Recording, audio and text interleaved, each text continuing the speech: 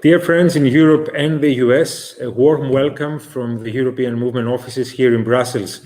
We are less than 24 hours away from the US presidential elections, keenly anticipated for months now, the conclusion of a very heated campaign, one has been dominated by the COVID pandemic, among other things. And of course, the results of this election will have a profound effect, both for the United States of America, but also for its partners across the world, not least here in Europe and the European Union. So to discuss what to expect from the results of these presidential elections, we have assembled a panel of experts from the other side of the Atlantic, Americans who have experience of US and European politics, to discuss with them what are we to expect and what will tomorrow bring.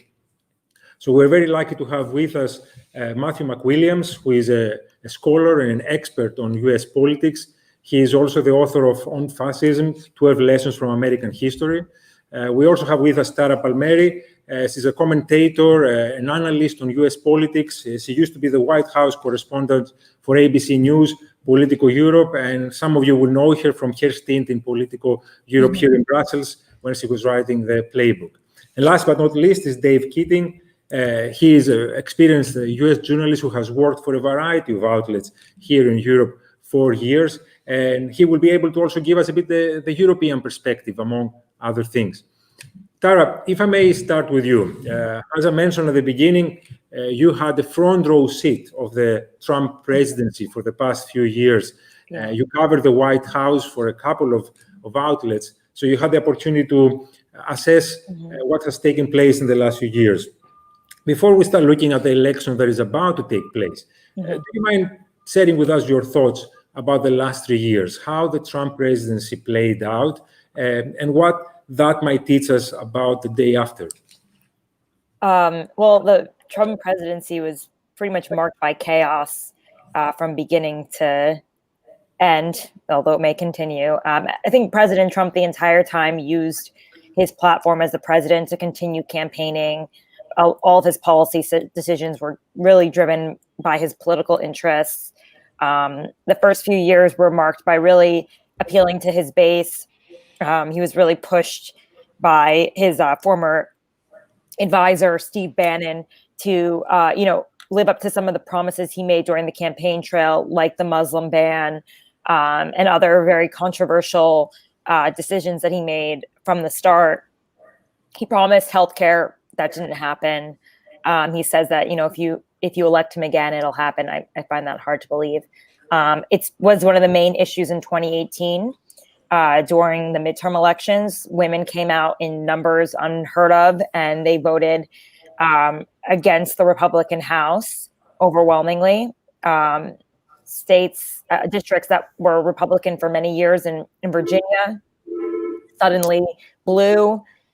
Same across the country, and it was really a blue wave, and it was a reaction to Trump, and it was a lot of these undecided, unlikely voters, low propensity voters that came out, and Democrats are hoping that tomorrow that same group that was so enthusiastic during the midterms will make their mark during the actual elections.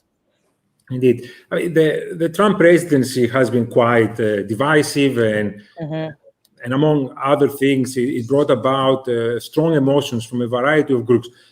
But it also has been characterized by acrimony, both in economic terms, but also in the context of the pandemic that the US and the rest of the world have been dealing with.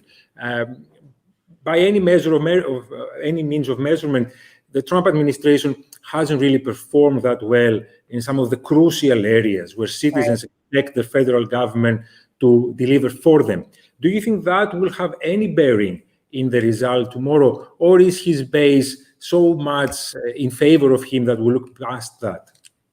I really don't think, I think this base is maybe 30% of the country, and it's not enough to win an election. A lot of people people discounted how unpopular Hillary Clinton was. But I am hearing, obviously, that there's record voter registration in Georgia, places that are, red pockets, people coming out that have never voted before, but it's just, I don't think there are enough. I don't think there's enough. I mean, if he loses Wisconsin, he's already lost Pennsylvania because Biden was going to come in with Pennsylvania. The fact that Arizona is now 2 points ahead for Biden is unheard of. There is a Democratic senator in Arizona for the first time. Okay. And it looks like there's going to be a second Democratic senator this election. Like this, Texas might turn blue. That is unheard of. It's crazy. I mean, things are just changed. There's just such a, for the support that he has, there is such a strong backlash on the left right now as well. So, I mean, we can't call it until it happens, but I don't know how, if the midterms are any indicator about the enthusiasm from the left, then I think it's going to be really tough for Trump to win. Indeed. You mentioned Biden, and of course, his campaign started off through the primaries of the Democrats, which were quite controversial in themselves, and many have guessed that he might not be the most popular candidate that the Democrats would put forward. How do you rate his chances, and to what degree do you think that the Democratic base will rally behind him, or will there be disappointment and people will stay home? I think that they'll come out and support him. It's not so much that he's their dream candidate, but like the truly progressive candidates are not going to stay home and wish that Bernie was running. They're going to go out and vote for him. Will they have some buyer's remorse? Maybe. After, I mean, it's kind of assumed that he won't serve more than one term because of his age. And there's a lot of hope that Kamala Harris, who's considered a very progressive senator, will have an outsized role in the administration.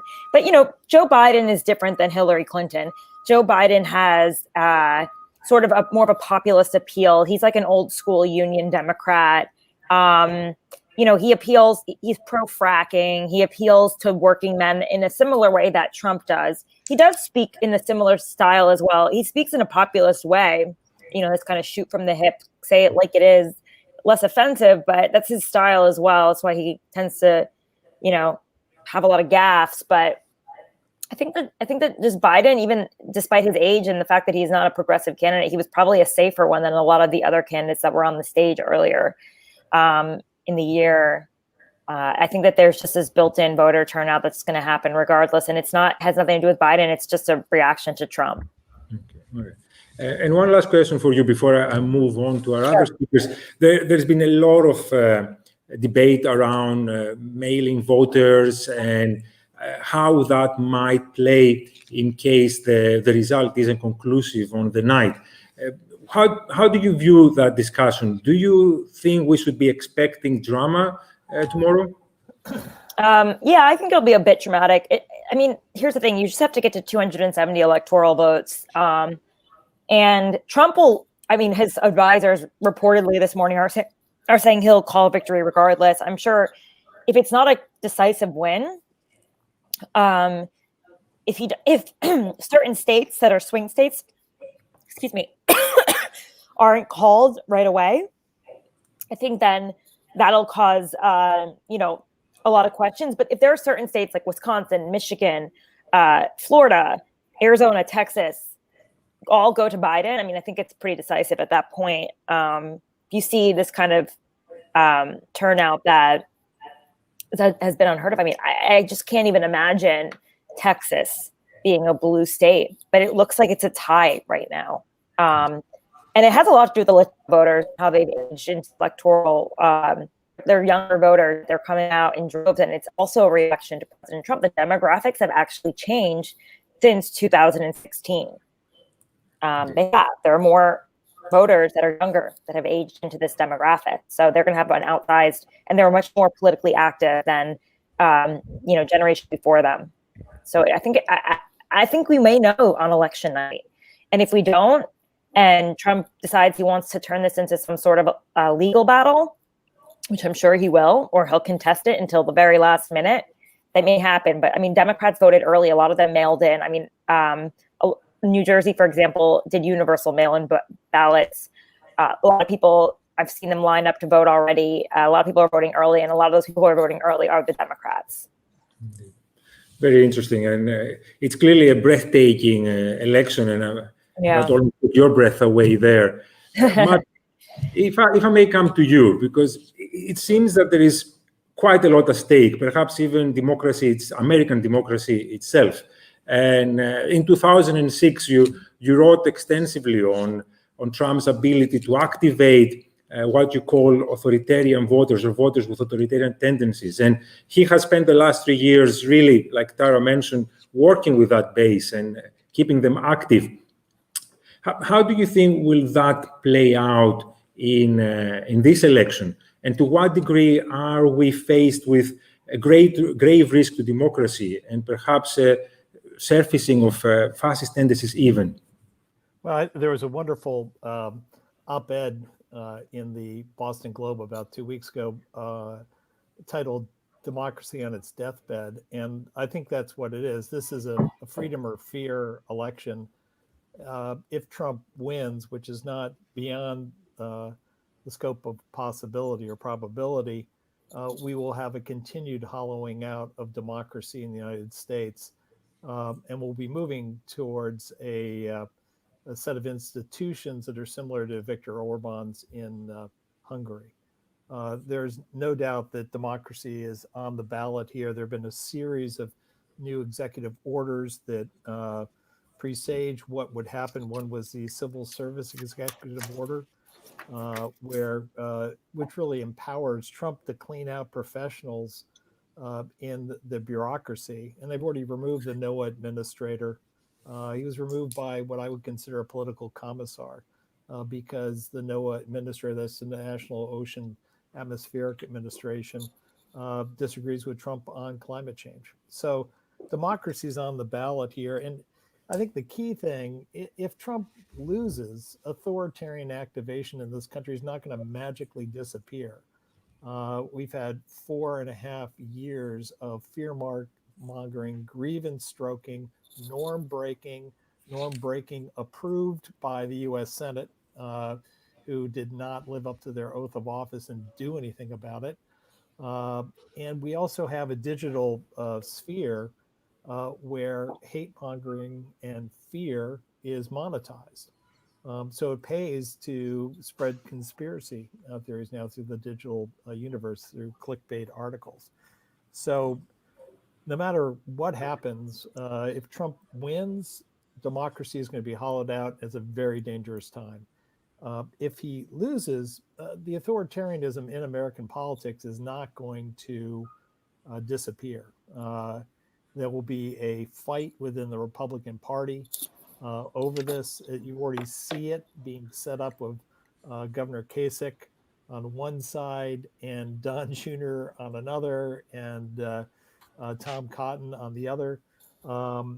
But we're in for, I think, a long period, meaning probably a decade worth of instability in American politics like we haven't seen before. This is a more dangerous time, one of the most dangerous times since the Civil War in the United States, in my opinion. And what, if you dare to venture a prediction, what are we to expect from the elections tomorrow? What do you think is the most likely outcome, considering everything you just mentioned? Well, I think Trump has a core base that is not going to go away. I think it's a little bit greater than 30%, because I think, there's the authoritarian base, and then there's the Republican partisan base that just, they can't vote anything but a Republican at the top of the ticket. But if you, I don't know if I'm still, if you look at it, I think what we can expect is there has been a massive turnout. It is a turnout that we haven't really seen anything like this before. Suburban voters are moving towards Biden. Trump voters, some 2016, a small percentage are defecting. The third party voters from 2016 are splitting towards Biden. And those who didn't vote in 2016 are coming out and voting. So, my expectation is that actually Trump will lose. But he'll, unless he loses big, which means Florida goes against him early, Georgia and or North Carolina goes against him early. unless he loses those, he will fight a rear guard action to claim that the election was rigged. And you see this in state after state after state already, where there's voter suppression, not counting ballots, ballots sitting in post offices, not moved to voting locations to be counted. In the end, though, I feel that Biden will pull it out. And do you think the campaign that Biden ran was a good one? Looking at things from the inside and considering everything we've discussed so far, there is a great need for mobilization of people that didn't vote last time around, but also reaching out to persuadable audiences that the Democrats could bring into the fold. How do you view the Biden campaign itself? It's really hard to judge because it's just such an odd, I've done campaigns in the United States for, 30 years, 40 years. And this is such a bizarre election because you cannot do or you shouldn't do the normal electoral tactics, going door to door. I have a lot of polling from Wisconsin. As you know, I've been very involved in Wisconsin. And polls asked early on, people didn't want political people coming to their door and knocking on their door because they're scared of COVID. So you have Biden running what is a Rose Garden campaign, very few events, and events when they have events, they're drive-in events, versus Trump doing these mass rallies, which really, the fascist playbook, the mass rallies with cult groupings of people chanting "Lock her up." So I think it's really hard to gauge the campaigns, at least in the way we would normally look at them, even through a lens of 2016. That said, I think he's offered something that is very important to people. I think people are really exhausted by the chaos of the last 4 years. The reality show has gone on for too long, and the reality that it's producing is a bad one. And what Biden has presented is very calm, steady leadership. And also his focusing on COVID is, I think, just the critical turning point in the election. And I look at polls coming out of Wisconsin, where I have tons, and seniors are overwhelmingly supporting Biden. The reason that Biden this morning was up 11 points in Wisconsin, which is just incredible if it's true, and I kind of think it's true, 10 or 11 points, it's because support from seniors. And that's because seniors are scared to death of COVID, and they're scared to death of how Trump has handled it. And Biden is focused directly on COVID and the lack of national response to it in this country.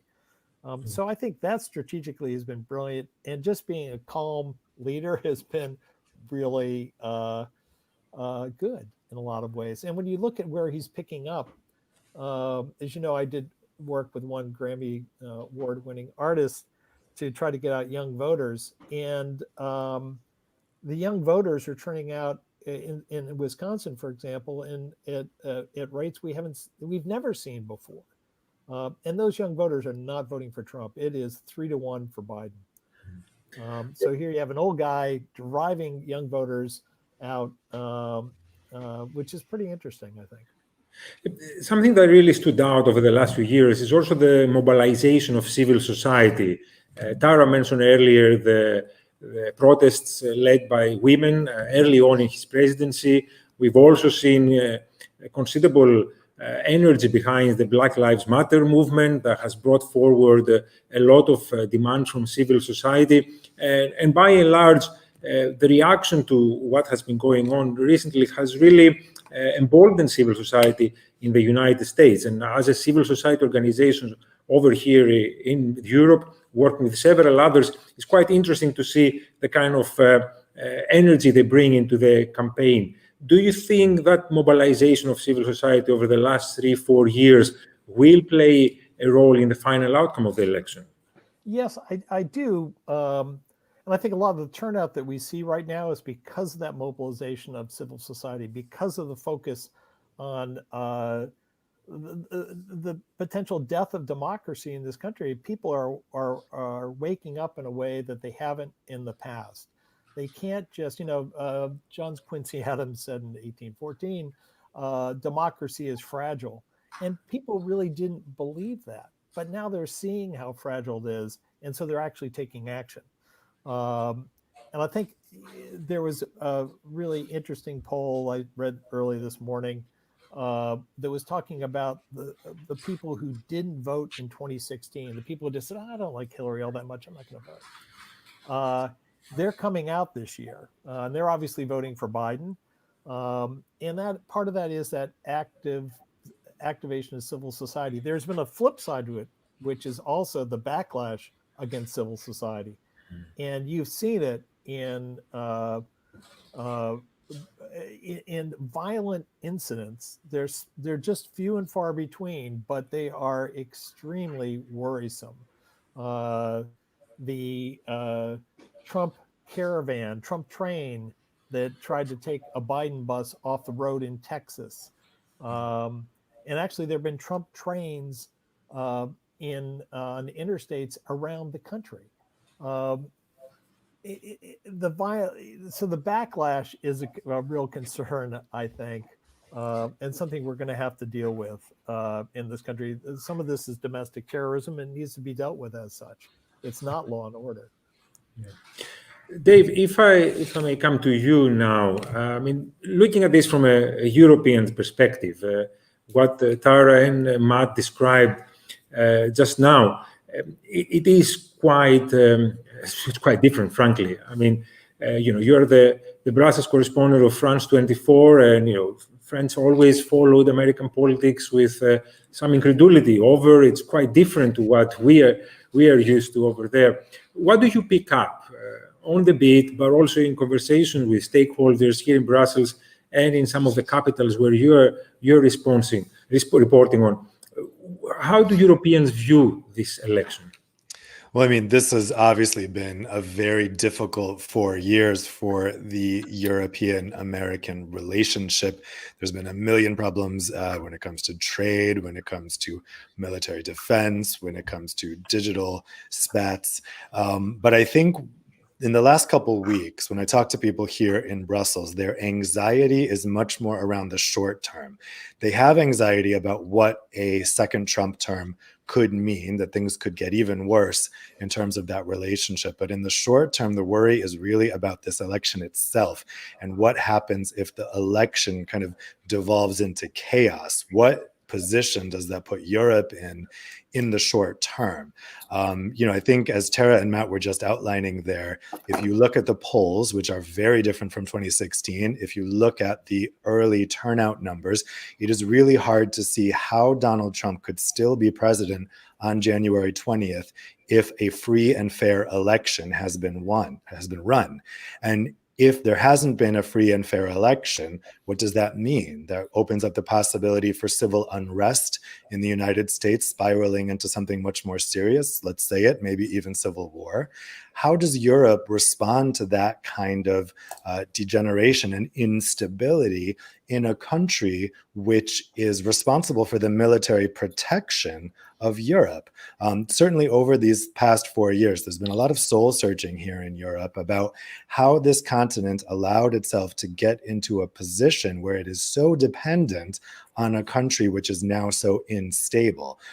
So I think that in the short term, people are really, really anxious about this election. I think everyone hopes that there is a clear winner. I think out of the two things, at least a lot of the policymakers I talk to, if you look at all the different outcomes for the next couple of weeks, they would rather a clear Trump victory than an election that falls apart, an election that hasn't been free and fair, because that puts the EU in a very, very awkward position. Belarus ran an election that was deemed not free and fair in August, and European leaders were not afraid to call it out as not free and fair, and they called on Belarus to call a new election. Could they do that for America, a country in which they rely so much? Donald Trump is in a way, the president for Europeans, just as much as he is the president for Americans, because this continent is so dependent on America, particularly when you look at the military protectorate.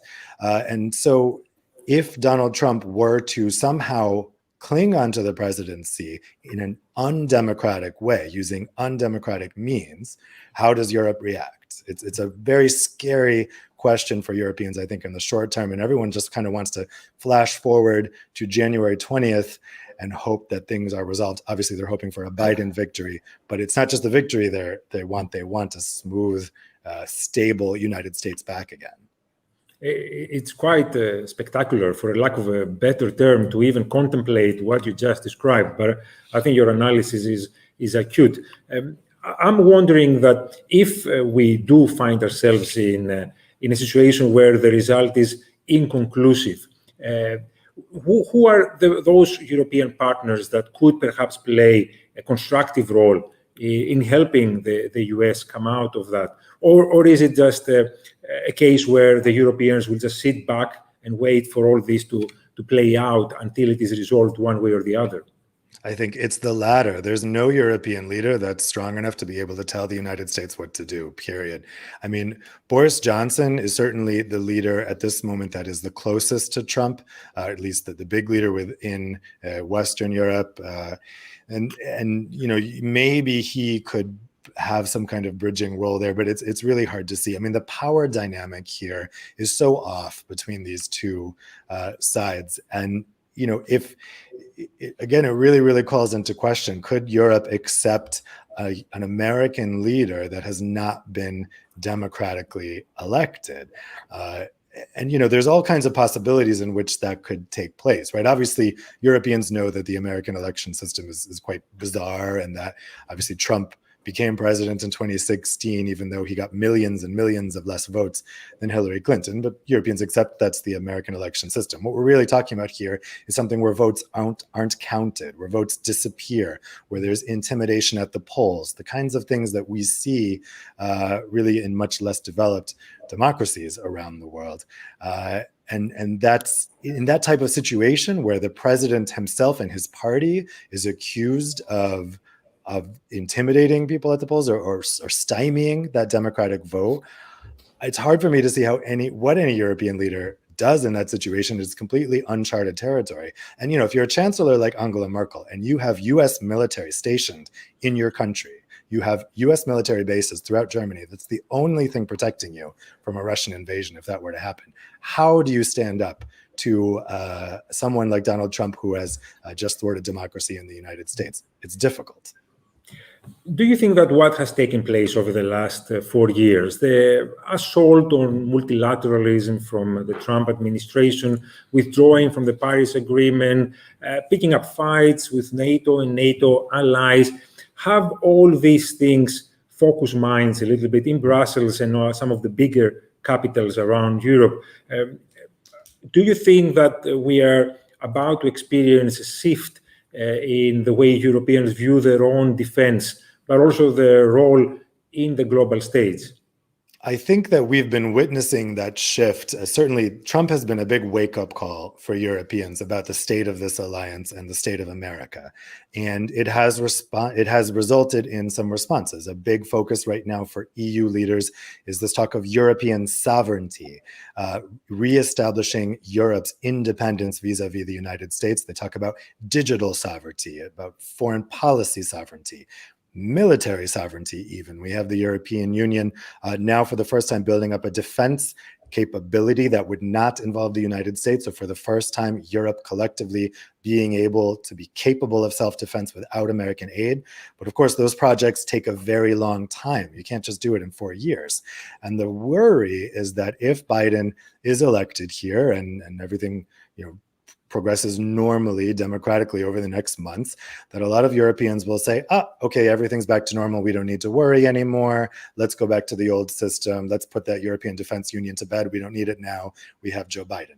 I would like to think that Europeans have learned from this experience what kind of partner they're dealing with in America right now, and also just the realities of why America, I mean, the way Americans feel about why they should continue to defend Europe in the post-Cold War era in the new millennium.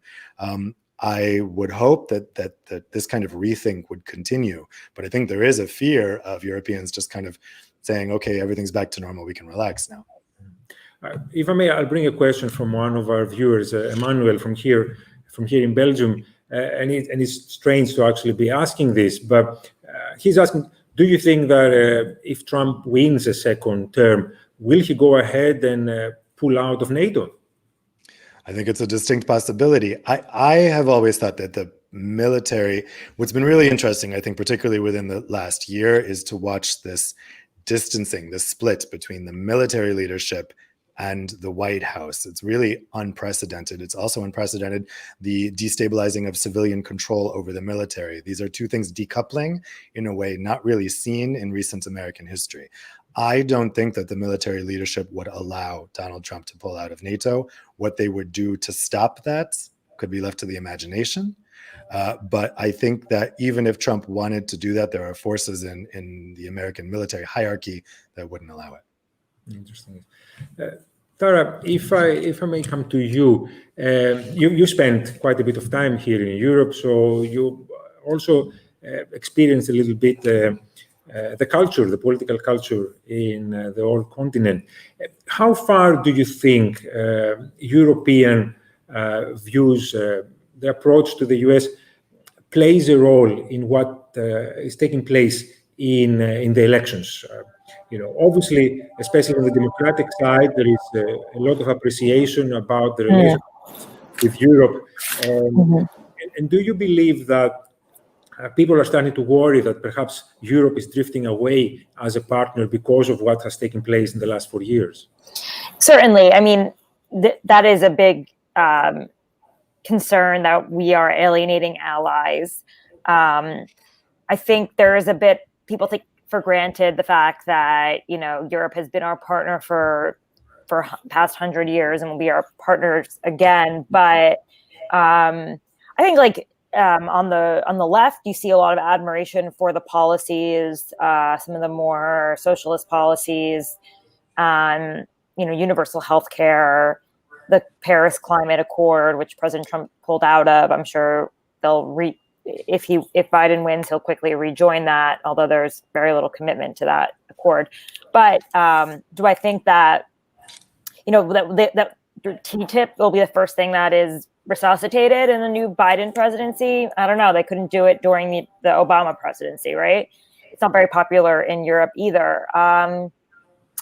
It was interesting covering the European Union in Brussels during the time of Brexit, the rise of Marine Le Pen, just these far right movements. They seem to have really waned in Europe and have lost some of that, I guess, you say, like the juice that they had before, the enthusiasm. But I could see Trump presidency second term might give them more validation. You might see more enthusiasm for these right-wing fascist type groups, and he does validate them and their policies. Indeed. Now, one of the groups, the constituencies that President Trump picked a fight with was the press. Acrimonious press conferences and calling names. We all know, of course, the terms he has coined with regards to mainstream media. Again, it's something that you perhaps experienced firsthand. Do you think that his assault of mainstream media will have a long-lasting effect in the relationship that the American public has with the press and freedom of speech in general? Yeah, I do think so. Politicians have always, the press and our political leaders have an antagonistic relationship. They always have. But he sort of made it okay to just dismiss the news, deny it, call it fake news, take it to another level of acrimony. And you sometimes hear this on the left as well. It's not, the word fake news, he's basically made that a term that's used not just on the right, but on the left too. So I can't see it going away anytime soon. But yeah, I think that there is sort of a dismissal for the press, and during peaceful times, I think actually the press has won back some of the trust of the American people during COVID, when there was a lot of concerns about what's happening. Why are we not getting accurate information from the White House? Trump is saying COVID is nothing, then he gets COVID.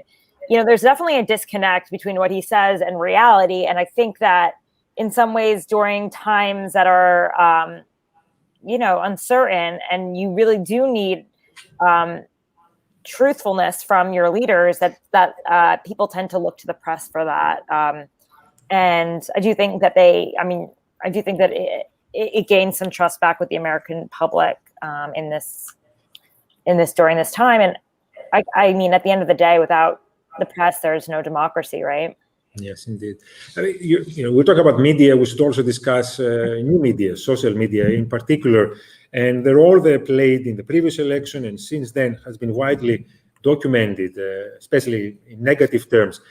Do you think that this election will also be characterized by a lot of activity on social media? We've seen how much candidates are spending at the moment on social media, especially Facebook or other platforms too. To what degree do you think the outcome will be affected by moving the campaigning on the social domain, especially now that COVID hasn't allowed for the door-to-door campaigning that Matt was talking about earlier? I mean, it seems like they're not there. For a long time, Biden didn't campaign at all, right, during COVID. But it seems like they are out there. Social media is always going to have an impact on the information that people receive. I think we'll know more about any sort of like covert campaigns that have been going on to influence people through social media.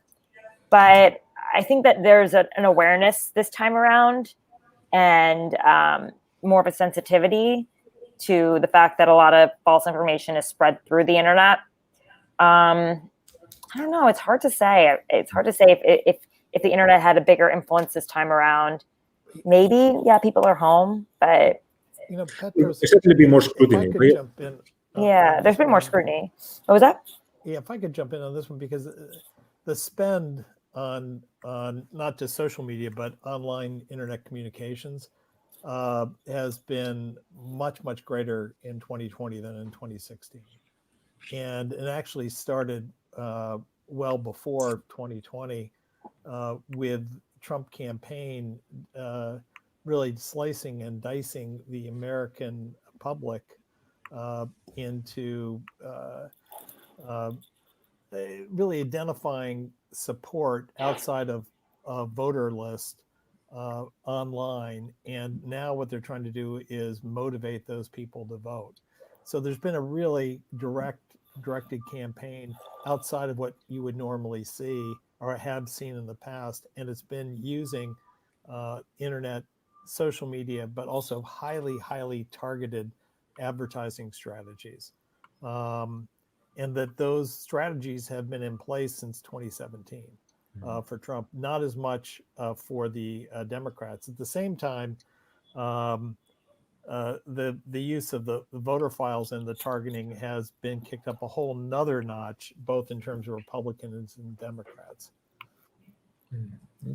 You've done quite a lot of work on that field, Matt. And do you think that has improved perhaps the ability of voters to understand who they should vote for? Has it been targeting voters? Is it a good thing? Does it help them make up their mind? Or is it something that has been exploited to really play on their own prejudices and often insecurities? I think a lot of it is feeding on insecurities and pushing negative messages. And you used to pay a price for pushing a negative message if you put it up on television or even if you put on radio or in the mail. But now you can push a highly negative, ridiculous message to a group of people who you know are going to respond to it and you don't pay any price. And a good example is Cuban Americans in Miami. They've been hit for months with advertising online targeted to them that talks about Biden being a communist sympathizer, socialist, linking into Fidel and Maduro, ridiculous stuff that you couldn't put on TV, though they've spelled some of it now out on the TV, but that has really shifted the perception of Biden in that very specific community, which is an incredibly important community for Biden to make some inroads in. Mm-hmm. So it can be used for good or ill. I see it being used as generally as a way to communicate very negative alternative facts to move people to do things that they wouldn't do if they knew the truth. Interesting. Dave, if I may come back to Europe perhaps, and another David, one of our viewers in the UK, is asking about what a Biden presidency might do with regards to trade policy. Tara speculated that TTIP will be difficult to bring back, but do you think there is a possibility that Biden will be protectionist in his outlook on trade? Is there a possibility to revive, strengthen again the WTO, or is there perhaps there is another way to make sure that transatlantic trade, but also global trade, is strengthened? Yeah, I think Tara made a good point before, which is that TTIP negotiations may have been ended because of Trump's election, but they were really on the deathbed before that anyway, mostly because of feelings on the European side, actually.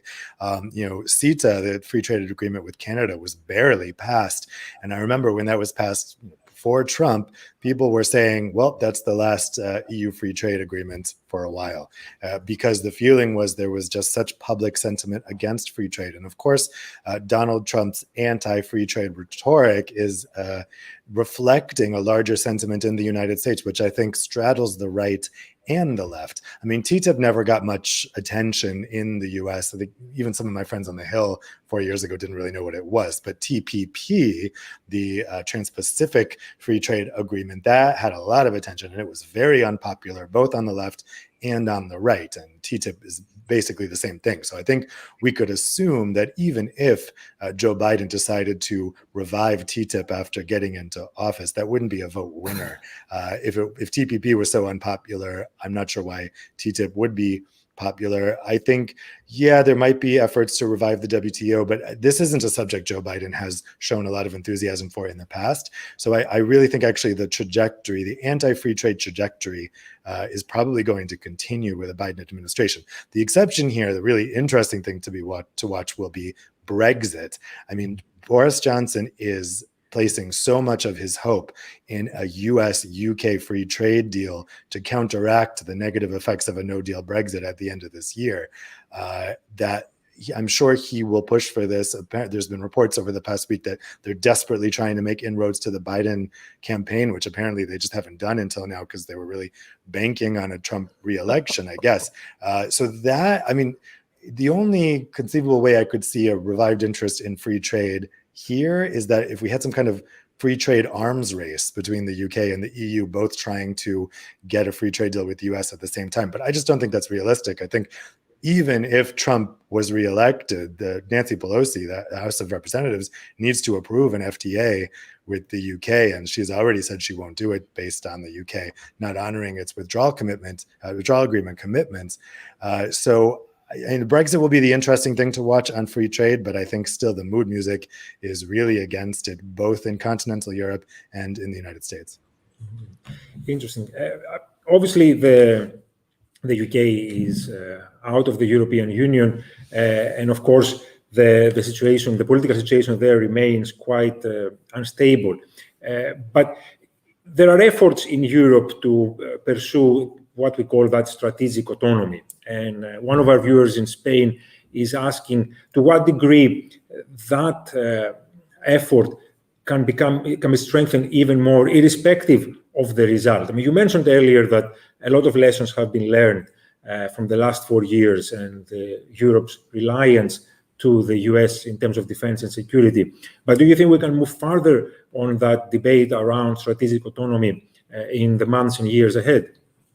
I think so, because strategic autonomy, which is Council President Charles Michel's big push right now, is not just about the United States. It's also about China and, to a lesser degree, Russia. When it comes to the United States, it's about existing dominance, but when it comes to China, it's about emerging dominance. That's the concern, that so much of of Europe's production capacity is moving overseas, and I think particularly with the COVID crisis, there was real concern about medical equipment, that the EU wasn't really making the medical equipment itself. So I think that focus, because it is very much about China right now, and I think certainly China is the third country that EU leaders most want to talk about publicly when they talk about the need for strategic autonomy. The United States is the one they talk about more privately. So I think that even if, like I said, there was some kind of impulse to say, okay, everything's back to normal with the US relationship, there would still be this enthusiasm for the idea of strategic autonomy because of fears about China. Very interesting indeed.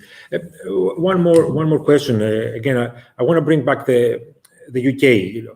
There has been obviously a lot of tension between the UK and the EU over the negotiations. But do you think that what has been going on in the other side of the Atlantic might eventually encourage the two parties, Britain and the EU, to get closer together and cooperate more in defense and security? Or do you think that the focus will be exclusively on the US, like you speculated earlier, the Boris Johnson government looking towards a trade agreement? Is there any chance that what's going on in the US might bring Britain and the EU closer together?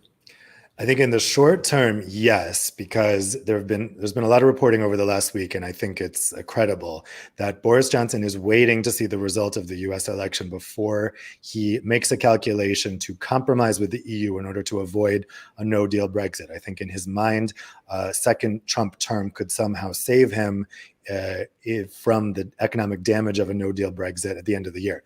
I think that's crazy that he thinks that, but I think it's completely believable that he does think that. In the longer term, I think that British conservatives cannot countenance the idea of an America that might be against European interests or British interests. I think things could deteriorate to such an unbelievable level that's evident to everyone else in terms of that relationships. It would be evident to British conservatives last. They believe so fervently in the Atlantic Alliance that whatever happens, even if the US were to devolve in some kind of, horrible to contemplate chaos over the next months, the UK will not. I still don't think the UK will ever see Europe as a more reliable partner, at least not the government that's in place now. Certainly, I think the experience of Brexit has made people on the left in the UK and people in Labour and Liberals start to see Europe as a more reliable, stable partner than the UK. So maybe with a different government, you might see that in the UK, but certainly not with this government, certainly not with the British Conservatives. Thank you. Matt, earlier you painted quite a pessimistic picture of what the next 10 years might bring for American politics and democracy. And of course, I think some of the things that Dave described are indeed terrifying. But, one of our viewers, Chris from Oslo, wants to also explore the role that other branches of government play in the United States politics. We often look at American politics in Hollywood terms, and it's clear that the president is very powerful, but he or she is not the only player there. If indeed things go down this unsavory route that you described at the beginning, is there hope that perhaps Congress, the Senate, especially if they are in the hands of Democrats, might stop that decline to an undemocratic, even authoritarian future for the United States? Well, two things on that. First, I see this as a 3-round event right now. And round 1 was 2016, round 2 is 2020, and the ultimate round will be 2024 in terms of the presidential election. And if Donald Trump is reelected, and again, I think the probability of that is low at this point, but it's not totally off the table at all. If he's reelected, the question is, will the institutions of government act differently than they have in the last 4 years. In the last 4 years, the Senate rolled over time and time again to Trump. He has corrupted or corroded the institutions of government, the bureaucracy. And now with his civil service executive order, he can fire career professionals who don't agree with him. So if you're in the Justice Department and you don't agree with them, you're a career professional, he can just fire you. And then the judiciary has been taken over by the right, really. McConnell held up hundreds, it was over 200, I believe, nominations to the district court and circuit court. Those have been filled. And the Supreme Court now, with the ramming through the Amy Coney Barrett, has a 6-3 conservative majority. The only one who really stands in the way is Justice John Roberts, which is kind of hard to imagine that he is now in the center of the court.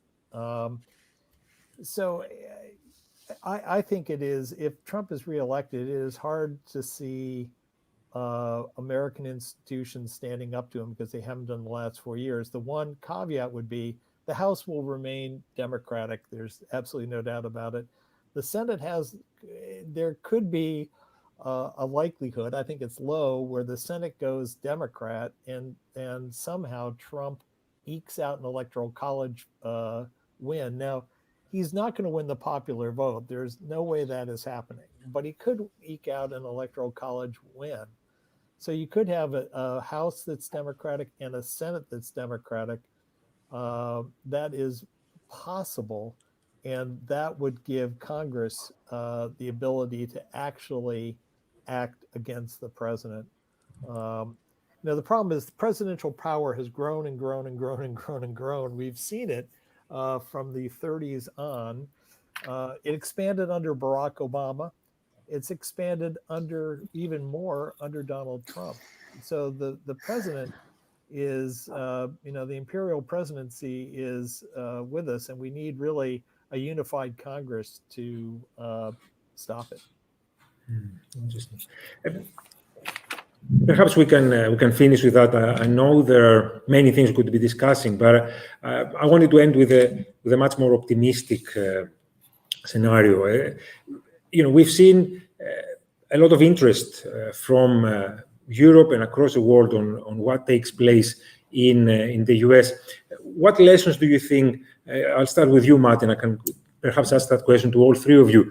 Can Europeans take from what has been going on in the US over the last four years, especially?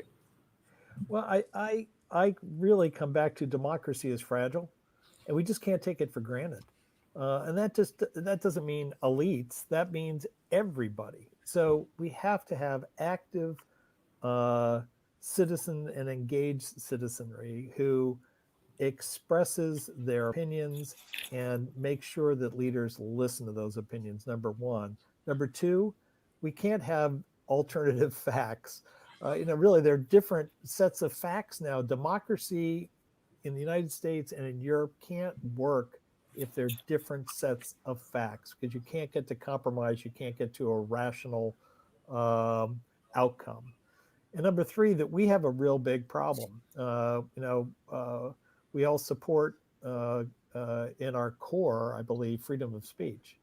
But we have a digital universe that is corrupting that and corroding freedom of speech, where people are yelling fire in the movie theater every day and getting away with it.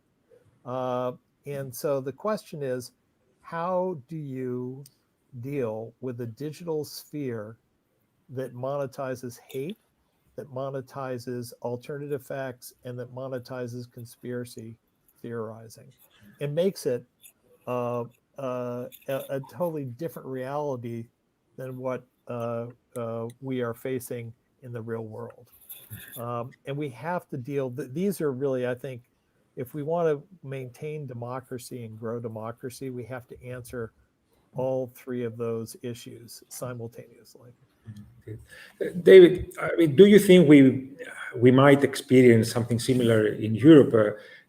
As we're looking at what's happening in the US, And of course, we have our own challenges here in the continent, socio-economic, political, and others. Do you think there is a cautionary tale there for us too? I think that the democratic structures in place in most European countries are better guarded against this type of thing than the US governmental system, just because they're less archaic. I mean, the US governmental system is 230 years old, whereas European governance structures are much younger. They're more adapted to the modern era, let's say. But I think that the lesson of the past 4 years is that this can happen anywhere. I mean, certainly Europeans have an idea of American democracy as being very sophisticated and robust, something I think that's not entirely accurate when I hear Europeans say it.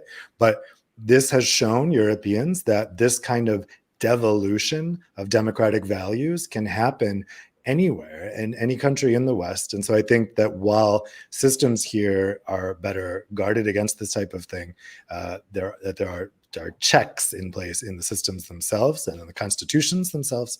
I think that it could happen here. And we're obviously, we've seen the rise of populist and far right movements in Europe. They have been checked, in France, in Germany. We haven't seen something happen at the scale that we've seen in the United States. But of course, it is possible, particularly with the scale of misinformation and the scale of confusion that's out there with people. Now, of course, Europe has lessons in its past about this that America doesn't have. And so I think that also makes Europeans culturally a little more guarded toward this type of a thing than Americans and British people who haven't experienced it in such a direct way. So I think that Europeans are better guarded against this, but it can happen here. Tara, what do you think? What are the lessons we can draw from U.S. politics in the last few years? I think that the lesson is this idea that perhaps the world is becoming too global too fast for this generation of baby boomers. They feel left out as we become more digitized, as technology phases out certain types of industries. That that creates this impression of global elites that are out of touch with the working man, right? It's what caused Brexit. It's why Marine Le Pen has followers. It's basically the cause of all this right-wing fascist nationalism. And so while this generation is certainly, starting to die out, I also see that as the reason why Joe Biden was nominated, right? He speaks to that generation. And so I guess the lesson is that these people are consequential voters. They feel left out in an evolving society, a globalized society, and you have to speak to them if you want to win the electorate. And it's not just in America. The same feelings are across the pond as well. Well, I have the feeling that we're probably going to have to meet again, if not in 24 hours, certainly in the next few days and weeks, because there is a lot ahead of us that we'll have to analyze. But until then, I want to thank you all for taking the time, especially so close to the election, to speak with us and share some of your insights. Thank you. Thanks. And of course, I want to thank all our viewers and our followers who joined in, brought their questions in, and participating in this discussion. We are, of course, going to continue covering this space, and we hope that we will be able to engage you and talk to you on future events. In the meantime, have a nice evening, stay safe and healthy, and we look forward to seeing you again soon. Good night.